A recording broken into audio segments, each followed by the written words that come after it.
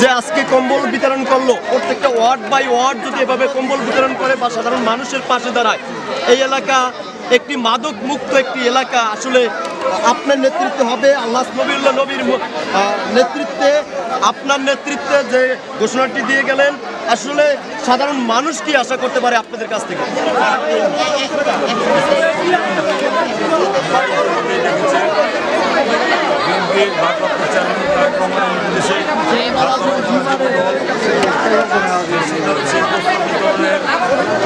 অনুষ্ঠান হাতে নিয়েছিল, সেটি ইতিমধ্যেই সম্পূর্ণ হয়েছে। আপনারা দেখেছেন শান্তি শৃঙ্খলভাবে সুন্দরভাবে এই অনুষ্ঠানটি সমাপ্ত হয়েছে।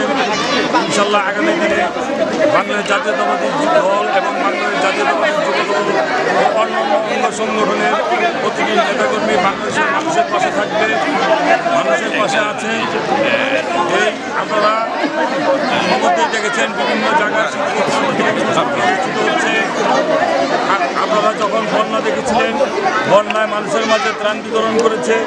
ইনশাল্লাহ আগামী দিনেও প্রতিটি দুর্যোগে জাতীয়তাবাদী দল, জাতীয়তাবাদী যুব দল বাংলাদেশের মানুষের পাশে থাকবে।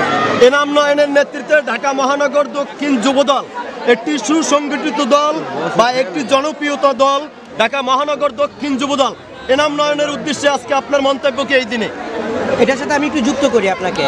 এনাম নয়নের নেতৃত্বে প্রতিটা থানায় কর্মী সভা হচ্ছে, যাত্রাবাড়ি থানাতেও হবে। এর প্রস্তুতিটা আপনারা কিভাবে নিচ্ছেন সেটাও বলবেন।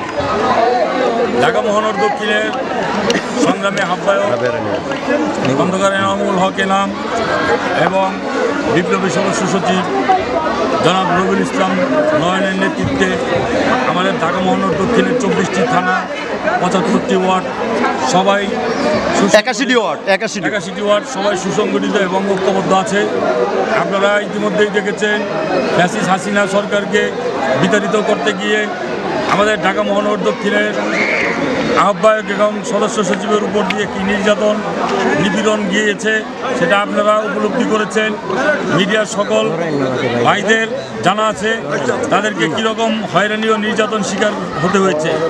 ইনশাল্লাহ আমরা খন্দকার এনামুল হক এনাম ও সদস্য সচিব রবিউল ইসলাম নয়নের নেতৃত্বে ঐক্যবদ্ধ আছি, আগামীতে ঐক্যবদ্ধ থাকব। আগামীতেও আমাদের কর্মী সভা আছে, যেটা আমাদের কর্মী সভা যাত্রাবাড়ি থানায় 15ই ফেব্রুয়ারি থেকে শুরু হবে, 15ই জানুয়ারি থেকে শুরু হবে। আপনারা সবাই আমন্ত্রিত এবং আমাদের ব্যাপক প্রস্তুতি আছে। যেহেতু যাত্রাবাড়ি থানা যুবদল একটি অন্যতম সংগঠন ঢাকা 5 আসনের ভিতরে, সেই ধারাবাহিকতায় আমি আপনাদেরকে বলতে চাই আমাদের আয়োজনের কোনো কমতি নেই। মাদক মুক্ত করার জন্য আসলে কোন ধরনের কর্মসূচি হাতে নিয়েছেন? মাদক মুক্ত করার জন্য ঘরে ঘরে মাদক মুক্ত দেখেছেন, এই মাদকের বিরুদ্ধে আমরা যুদ্ধ ঘোষণা করেছি। আমরা এই এলাকা থেকে মাদক নির্মূল করেছি আপনাদের সহায়তায়, আপনাদের সাথে নিয়ে। আপনাদের জানা আছে আমাদের এই এলাকা থেকে আমরা হিরোইন উদ্ধার করেছি, জাল টাকা উদ্ধার করেছি, ইয়াবা উদ্ধার করেছি। অগ্রযাত্রা অব্যাহত থাকবে আপনাদের সাথে নিয়ে। আমরা 50 নং ওয়ার্ড তথা ঢাকা 5 আসন মাদকমুক্ত ঘোষণা করব, মাদকমুক্ত করব, সেই আশা ব্যক্ত করি। অসংখ্য আমি চালক করে যাব, আপনাদের সবার সহযোগিতা দোয়া কামনা করছি। আরেকটি বিষয়, মাদক মুক্ত করার জন্য যে আজকে প্রধান অতিথি, এই অনুষ্ঠানের প্রধান বক্তা, প্রধান অতিথি যে কথা বললেন আল্লাহ নবী যে ঢাকা 5-এ কোনো মাদকের কোনো ঠাঁই হবে না। মাদক মুক্ত করার জন্য আপনারা কি কি পদক্ষেপ হাতে নিয়েছেন? ঢাকা 5 আসনে প্রতিদিন আমরা সবসময় মাদকের বিরুদ্ধে। আমরা মাদককে না বলি, প্রত্যেকটা প্রোগ্রাম আমরা করি এবং করবো আগামীতে। এবং মাদক যারা ব্যবসা করে আপনাদের সহায়তায় এবং জনগণের সহায়তায় তাদেরকে চিহ্নিত করে আমরা আইনের আওতায় আনবো, এটাই আমাদের প্রধান অঙ্গীকার। বাল্য বিবাহ বা সন্ত্রাস মুক্ত করার জন্য 50 নং ওয়ার্ডে পক্ষ থেকে কোন ধরনের পদক্ষেপ আপনি হাতে নিয়েছেন? 50 নং ওয়ার্ড টোটাল বাংলাদেশে বাল্য বিবাহের বিরুদ্ধে বাংলাদেশ জাতীয়তাবাদী যুবদল, বাংলাদেশ জাতীয়তাবাদী দল বিএনপি, আমরা ঝিনুক তলায়, এখানে কোনো স্থান নেই। অসংখ্য ধন্যবাদ। ম্যাক্স পরিবারের পক্ষ থেকে অসংখ্য ধন্যবাদ।